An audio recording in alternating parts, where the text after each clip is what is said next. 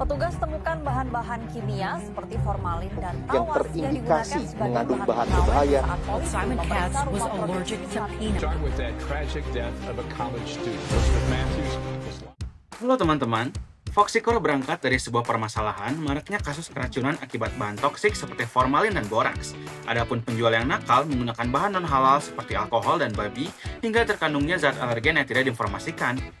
Kami melakukan develop prototipe Foxicor sehingga bekerja sebagai proteksi awal sebuah makanan sebelum diproses, sehingga harapannya hal ini dapat mengurangi resiko keracunan, reaksi alergi hingga keamanan kehalalan makanan. Kami menggunakan 3 sensor utama, yaitu MQ3 alcohol sensor.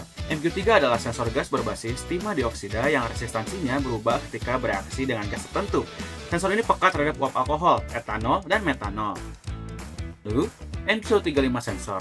Sensor gas berbasis SN02 seperti MQ3, tapi dengan sensitivitas lebih luas. Sensor ini bisa mendeteksi berbagai gas berbahaya seperti amonia. Yang ketiga adalah NIR AS7263 atau NIR Spectral Sensor yang akan mendeteksi pola spektrum cahaya bahan pada makanan. Harapannya, sensor ini yang mampu mendeteksi kandungan zat asing pada makanan tersebut.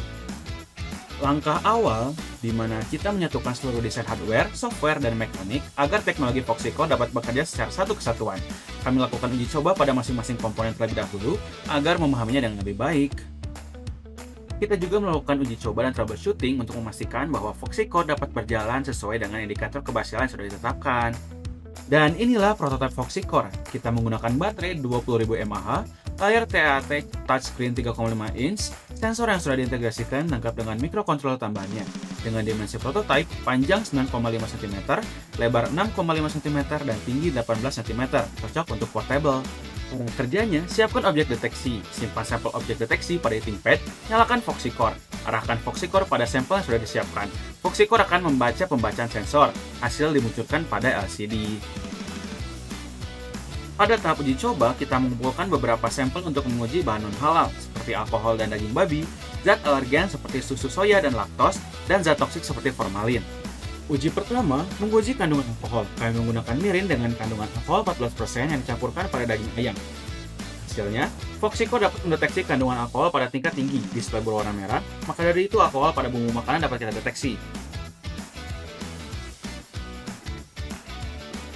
Lalu, mendeteksi kandungan etanol 15% pada sampel. Hasilnya, Foxicor dapat mendeteksi kandungan alkohol pada tingkat sedang, di mana display alkohol berwarna kuning. Selanjutnya, kami menguji pada vodka 4% alkohol. Dengan kandungan alkohol 4%, hasilnya Foxicor mendeteksi pada tingkat yang rendah, dengan display juga berwarna kuning. Selain itu, kami menguji pada daging babi cincang. Foxicor mampu mendeteksi daging babi dengan menampilkan keterangan pada display berwarna merah bertuliskan babi. Dengan konteks zat toksik, kami menggunakan formalin yang dicampur pada daging babi. Hasilnya, Foxicor dapat mendeteksi kandungan formalin dengan tampilan display berwarna merah terindikasi bahan toksik.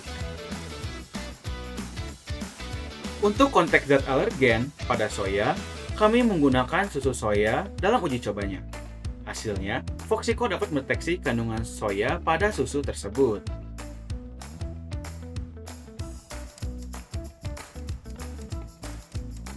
Lalu, pada susu fresh milk dengan kandungan laktos, Foxicor mampu mengidentifikasi laktos, namun hal ini masih kita kembangkan karena perlunya penyesuaian.